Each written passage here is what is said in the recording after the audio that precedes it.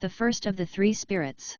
When Scrooge awoke, it was so dark, that looking out of bed, he could scarcely distinguish the transparent window from the opaque walls of his chamber.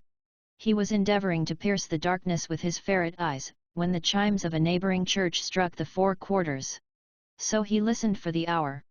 To his great astonishment, the heavy bell went on from 6 to 7, and from 7 to 8, and regularly up to 12, then stopped. 12. It was past 2 when he went to bed. The clock was wrong. An icicle must have got into the works.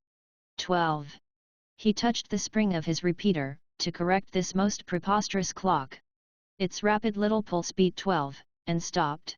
"Why, it isn't possible," said Scrooge, "that I can have slept through a whole day and far into another night. It isn't possible that anything has happened to the sun, and this is 12 at noon." The idea being an alarming one, he scrambled out of bed, and groped his way to the window.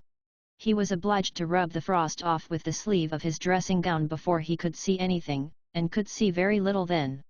All he could make out was, that it was still very foggy and extremely cold, and that there was no noise of people running to and fro, and making a great stir, as there unquestionably would have been if night had beaten off bright day, and taken possession of the world. This was a great relief, because 3 days after sight of this first of exchange paid to Mr. Ebenezer Scrooge or his order, and so forth, would have become a mere United States security if there were no days to count by. Scrooge went to bed again, and thought, and thought, and thought it over and over and over, and could make nothing of it. The more he thought, the more perplexed he was, and the more he endeavoured not to think, the more he thought. Marley's ghost bothered him exceedingly. Every time he resolved within himself, after mature inquiry, that it was all a dream, his mind flew back again, like a strong spring released, to its first position, and presented the same problem to be worked all through: was it a dream or not? Scrooge lay in this state until the chime had gone 3 quarters more, when he remembered, on a sudden, that the ghost had warned him of a visitation when the bell tolled 1. He resolved to lie awake until the hour was past, and, considering that he could no more go to sleep than go to heaven, this was perhaps the wisest resolution in his power. The quarter was so long, that he was more than once convinced he must have sunk into a doze unconsciously, and missed the clock. At length it broke upon his listening ear. Ding, dong. "A quarter past," said Scrooge, counting. Ding, dong. "Half past," said Scrooge. Ding, dong. "A quarter to it," said Scrooge. Ding, dong. "The hour itself," said Scrooge, triumphantly, "and nothing else." He spoke before the hour bell sounded, which it now did with a deep, dull, hollow, melancholy one. Light flashed up in the room upon the instant, and the curtains of his bed were drawn. The curtains of his bed were drawn aside, I tell you, by a hand. Not the curtains at his feet, nor the curtains at his back, but those to which his face was addressed. The curtains of his bed were drawn aside, and Scrooge, starting up into a half-recumbent attitude, found himself face to face with the unearthly visitor who drew them, as close to it as I am now to you, and I am standing in the spirit at your elbow. It was a strange figure, like a child, yet not so like a child as like an old man, viewed through some supernatural medium, which gave him the appearance of having receded from the view, and being diminished to a child's proportions. Its hair, which hung about its neck and down its back, was white as if with age, and yet the face had not a wrinkle in it, and the tenderest bloom was on the skin. The arms were very long and muscular, the hands the same, as if its hold were of uncommon strength. Its legs and feet, most delicately formed, were, like those upper members, bare. It wore a tunic of the purest white, and round its waist was bound a lustrous belt, the sheen of which was beautiful. It held a branch of fresh green holly in its hand, and, in singular contradiction of that wintry emblem, had its dress trimmed with summer flowers. But the strangest thing about it was, that from the crown of its head there sprung a bright clear jet of light, by which all this was visible, and which was doubtless the occasion of its using, in its duller moments, a great extinguisher for a cap, which it now held under its arm. Even this, though, when Scrooge looked at it with increasing steadiness, was not its strangest quality. For as its belt sparkled and glittered now in one part and now in another, and what was light one instant, at another time was dark, so the figure itself fluctuated in its distinctness, being now a thing with one arm, now with one leg, now with 20 legs, now a pair of legs without a head, now a head without a body, of which dissolving parts, no outline would be visible in the dense gloom wherein they melted away. And in the very wonder of this, it would be itself again, distinct and clear as ever. "Are you the spirit, sir, whose coming was foretold to me?" asked Scrooge. "I am." The voice was soft and gentle, singularly low, as if instead of being so close beside him, it were at a distance.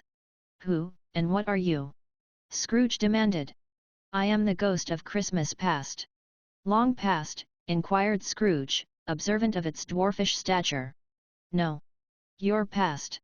Perhaps, Scrooge could not have told anybody why, if anybody could have asked him, but he had a special desire to see the spirit in his cap, and begged him to be covered. "What?" exclaimed the ghost, "would you so soon put out, with worldly hands, the light I give? Is it not enough that you are one of those whose passions made this cap, and force me through whole trains of years to wear it low upon my brow?" Scrooge reverently disclaimed all intention to offend or any knowledge of having wilfully bonneted the spirit at any period of his life. He then made bold to inquire what business brought him there. "Your welfare," said the ghost. Scrooge expressed himself much obliged, but could not help thinking that a night of unbroken rest would have been more conducive to that end.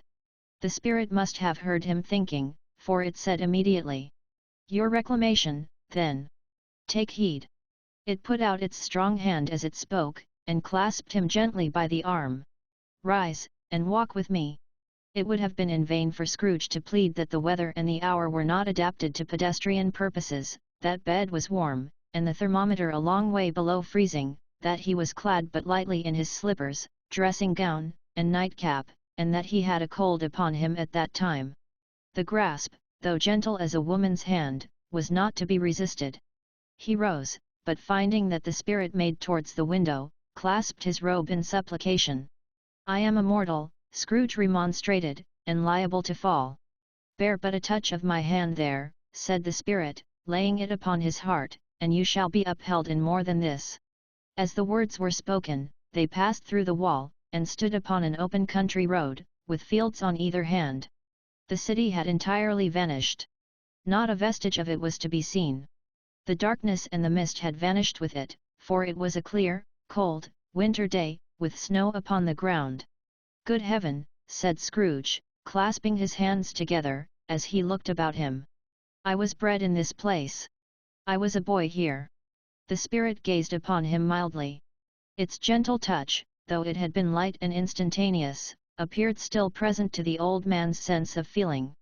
He was conscious of 1,000 odors floating in the air, each one connected with 1,000 thoughts, and hopes, and joys, and cares long, long, forgotten. "Your lip is trembling," said the ghost. "And what is that upon your cheek?" Scrooge muttered, with an unusual catching in his voice, that it was a pimple, and begged the ghost to lead him where he would. "You recollect the way?" inquired the spirit. "Remember it," cried Scrooge with fervour, "I could walk it blindfold." "Strange to have forgotten it for so many years," observed the ghost. "Let us go on." They walked along the road, Scrooge recognizing every gate and post and tree, until a little market town appeared in the distance, with its bridge, its church, and winding river. Some shaggy ponies now were seen trotting towards them with boys upon their backs, who called to other boys in country gigs and carts, driven by farmers. All these boys were in great spirits, and shouted to each other, until the broad fields were so full of merry music, that the crisp air laughed to hear it. "These are but shadows of the things that have been," said the ghost. "They have no consciousness of us." The jocund travellers came on, and as they came, Scrooge knew and named them every one. Why was he rejoiced beyond all bounds to see them? Why did his cold eye glisten, and his heart leap up as they went past? Why was he filled with gladness when he heard them give each other Merry Christmas, as they parted at cross-roads and byways, for their several homes? What was Merry Christmas to Scrooge? Out upon Merry Christmas! What good had it ever done to him? "The school is not quite deserted," said the ghost. "A solitary child, neglected by his friends, is left there still." Scrooge said he knew it. And he sobbed. They left the high road, by a well-remembered lane, and soon approached a mansion of dull red brick, with a little weathercock-surmounted cupola on the roof, and a bell hanging in it. It was a large house, but one of broken fortunes, for the spacious offices were little used, their walls were damp and mossy, their windows broken, and their gates decayed. Fowls clucked and strutted in the stables, and the coach houses and sheds were overrun with grass. Nor was it more retentive of its ancient state, within, for entering the dreary hall, and glancing through the open doors of many rooms, they found them poorly furnished, cold, and vast. There was an earthy savour in the air, a chilly bareness in the place, which associated itself somehow with too much getting up by candlelight, and not too much to eat. They went, the ghost and Scrooge, across the hall, to a door at the back of the house. It opened before them, and disclosed a long, bare, melancholy room, made barer still by lines of plain deal forms and desks. At one of these a lonely boy was reading near a feeble fire, and Scrooge sat down upon a form, and wept to see his poor forgotten self as he used to be. Not a latent echo in the house, not a squeak and scuffle from the mice behind the panelling, not a drip from the half-thawed waterspout in the dull yard behind, not a sigh among the leafless boughs of one despondent poplar, not the idle swinging of an empty storehouse door, no, not a clicking in the fire, but fell upon the heart of Scrooge with a softening influence, and gave a freer passage to his tears. The spirit touched him on the arm, and pointed to his younger self, intent upon his reading. Suddenly a man, in foreign garments, wonderfully real and distinct to look at, stood outside the window, with an axe stuck in his belt, and leading by the bridle an ass laden with wood. "Why, it's Ali Baba!" Scrooge exclaimed in ecstasy. "It's dear old honest Ali Baba! Yes, yes, I know. One Christmas time, when yonder solitary child was left here all alone, he did come, for the first time, just like that. Poor boy!" "And Valentine," said Scrooge, "and his wild brother, Orson, there they go. And what's his name, who was put down in his drawers, asleep, at the gate of Damascus, don't you see him? And the Sultan's groom turned upside down by the genii, there he is upon his head. Serve him right. I'm glad of it. What business had he to be married to the princess?" To hear Scrooge expending all the earnestness of his nature on such subjects, in a most extraordinary voice between laughing and crying, and to see his heightened and excited face, would have been a surprise to his business friends in the city, indeed. "There's the parrot," cried Scrooge. "Green body and yellow tail, with a thing like a lettuce growing out of the top of his head, there he is. Poor Robin Crusoe, he called him, when he came home again after sailing round the island. Poor Robin Crusoe, where have you been, Robin Crusoe?" The man thought he was dreaming, but he wasn't. It was the parrot, you know. There goes Friday, running for his life to the little creek. Hullo! Hoob! Halloo! Then, with a rapidity of transition very foreign to his usual character, he said, in pity for his former self, "Poor boy," and cried again. "I wish," Scrooge muttered, putting his hand in his pocket, and looking about him, after drying his eyes with his cuff, "but it's too late now." "What is the matter?" asked the spirit. "Nothing," said Scrooge. "Nothing. There was a boy singing a Christmas carol at my door last night. I should like to have given him something, that's all." The ghost smiled thoughtfully, and waved its hand, saying as it did so, "Let us see another Christmas." Scrooge's former self grew larger at the words, and the room became a little darker and more dirty. The panels shrunk, the windows cracked, fragments of plaster fell out of the ceiling, and the naked laths were shown instead, but how all this was brought about, Scrooge knew no more than you do. He only knew that it was quite correct, that everything had happened so, that there he was, alone again, when all the other boys had gone home for the jolly holidays. He was not reading now, but walking up and down despairingly. Scrooge looked at the ghost, and with a mournful shaking of his head, glanced anxiously towards the door.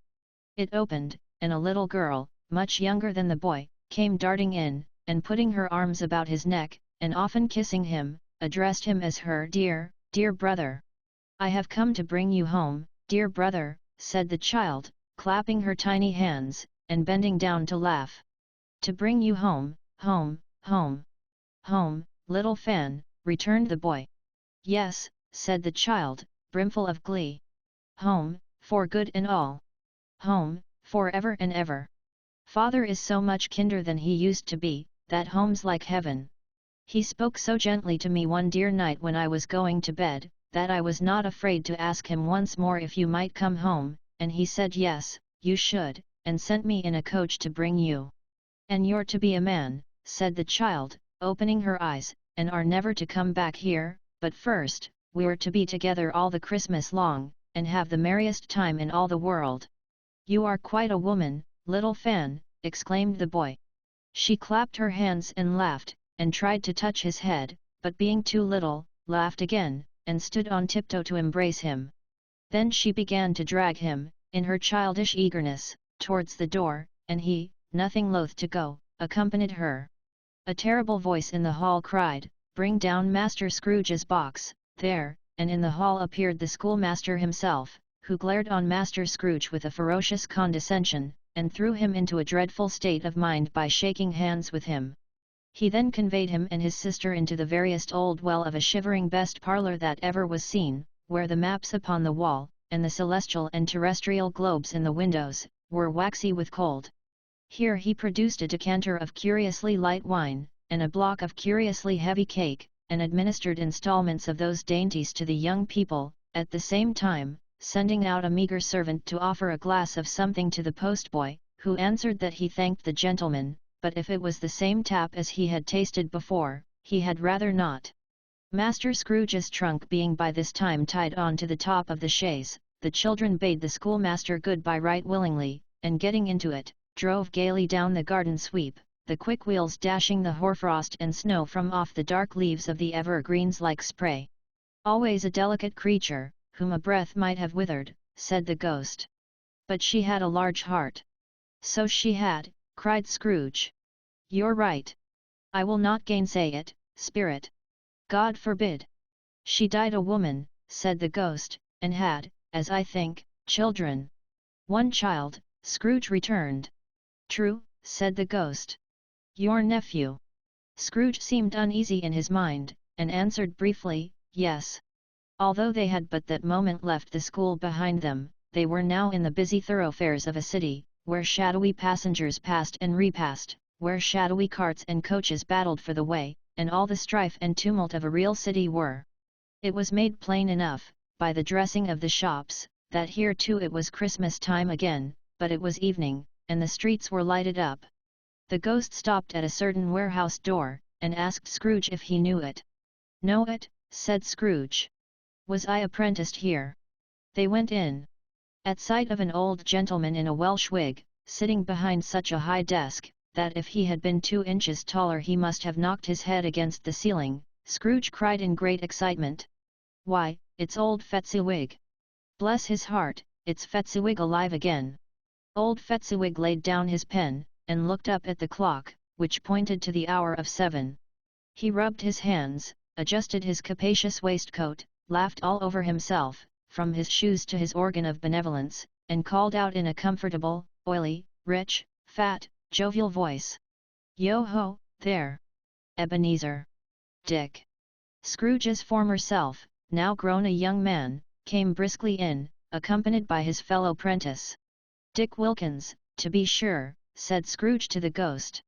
"Bless me, yes! There he is! He was very much attached to me, was Dick. Poor Dick! Dear, dear!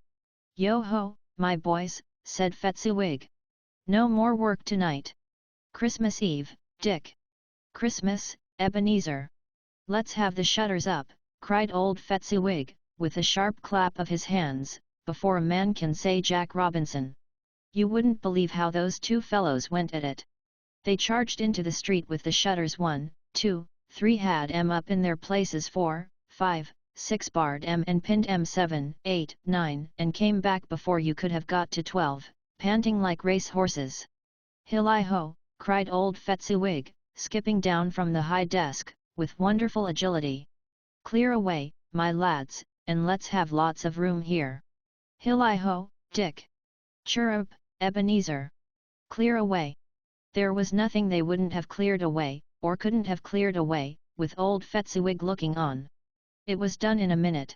Every movable was packed off, as if it were dismissed from public life for evermore. The floor was swept and watered, the lamps were trimmed, fuel was heaped upon the fire, and the warehouse was as snug and warm and dry and bright a ballroom as you would desire to see upon a winter's night. In came a fiddler with a music book, and went up to the lofty desk, and made an orchestra of it, and tuned like 50 stomach aches. In came Mrs. Fetziwig, one vast substantial smile.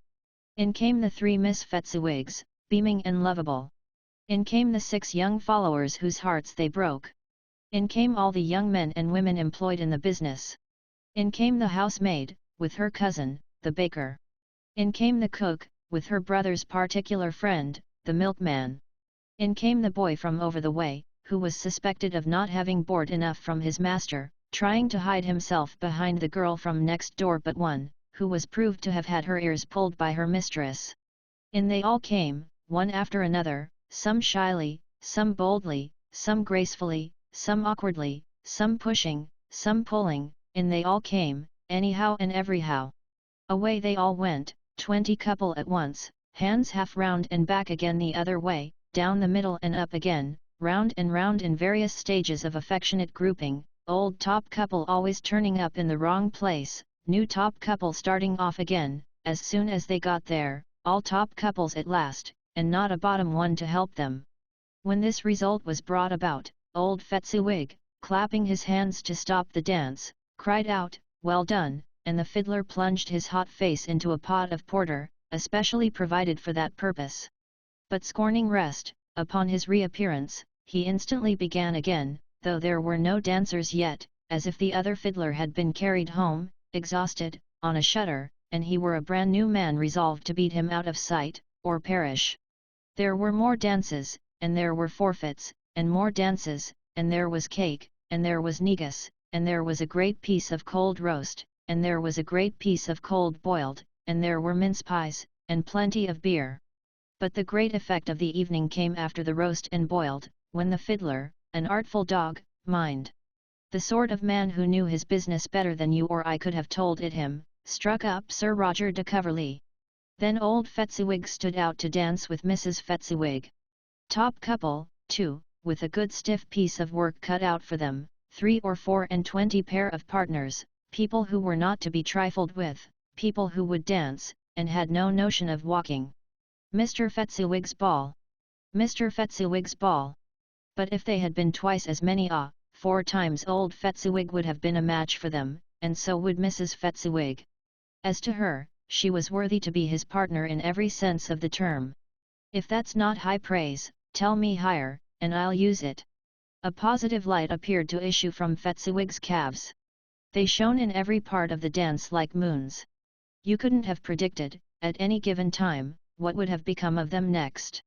And when old Fetziwig and Mrs. Fetziwig had gone all through the dance, advance and retire, both hands to your partner, bow and curtsy, corkscrew, thread the needle, and back again to your place, Fetziwig cut so deftly, that he appeared to wink with his legs, and came upon his feet again without a stagger.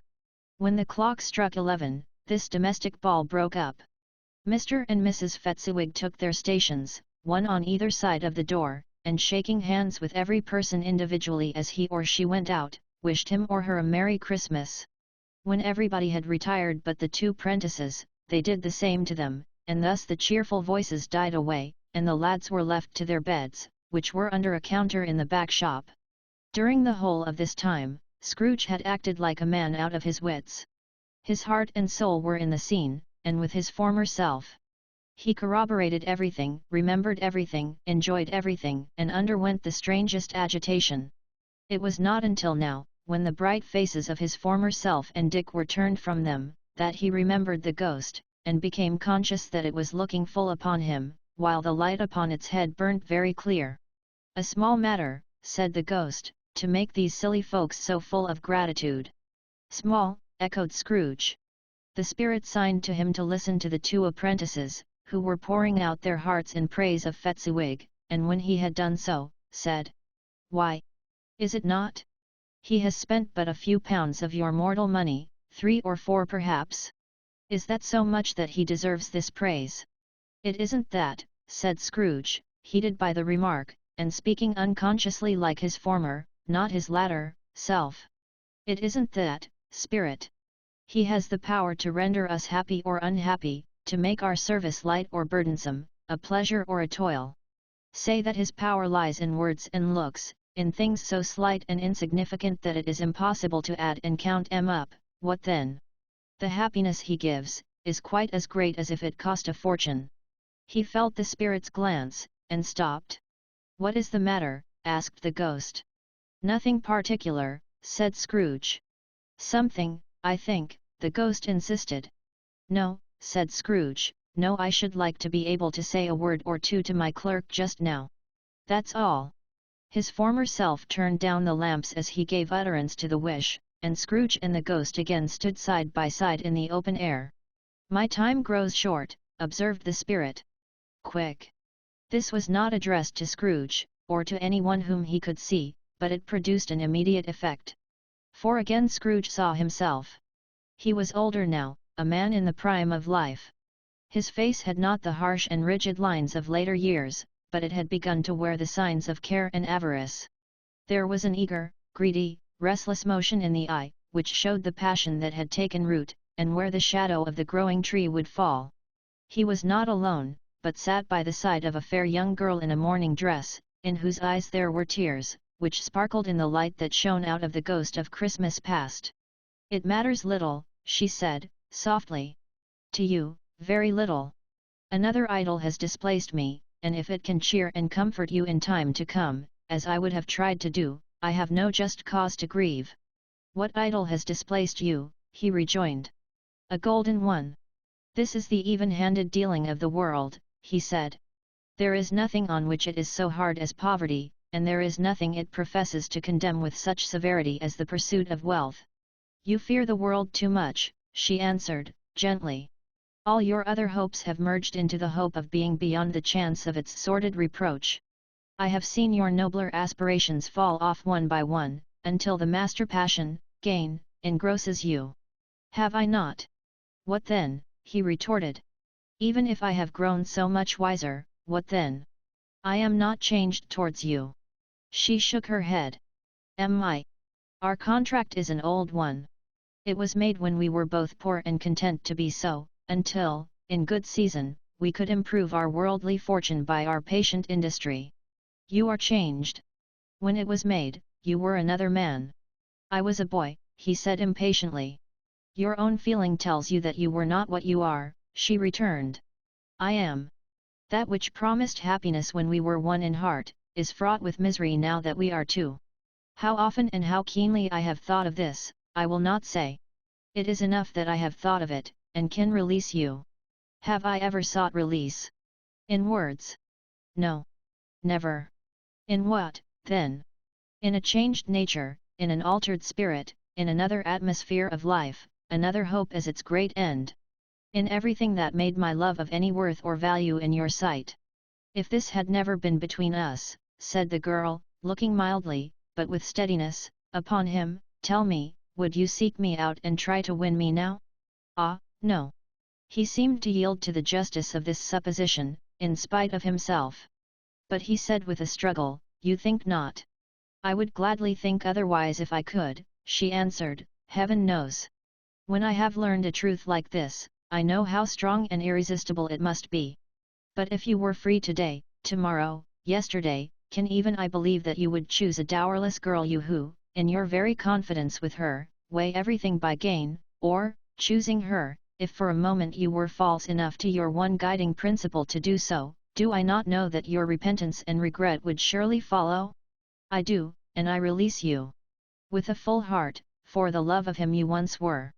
He was about to speak, but with her head turned from him, she resumed. "You may the memory of what is past half makes me hope you will have pain in this. A very, very brief time, and you will dismiss the recollection of it, gladly, as an unprofitable dream, from which it happened well that you awoke. May you be happy in the life you have chosen." She left him, and they parted. "Spirit," said Scrooge, "show me no more. Conduct me home. Why do you delight to torture me?" "One shadow more," exclaimed the ghost. "No more," cried Scrooge. No more. I don't wish to see it. Show me no more. But the relentless ghost Peony wound him in both his arms, and forced him to observe what happened next. They were in another scene and place, a room, not very large or handsome, but full of comfort. Near to the winter fire sat a beautiful young girl, so like that last that Scrooge believed it was the same, until he saw her, now a comely matron, sitting opposite her daughter. The noise in this room was perfectly tumultuous, for there were more children there, than Scrooge in his agitated state of mind could count, and, unlike the celebrated herd in the poem, they were not 40 children conducting themselves like one, but every child was conducting itself like 40. The consequences were uproarious beyond belief, but no one seemed to care. On the contrary, the mother and daughter laughed heartily, and enjoyed it very much, and the latter, soon beginning to mingle in the sports, got pillaged by the young brigands most ruthlessly. What would I not have given to be one of them? Though I never could have been so rude, no, no. I wouldn't for the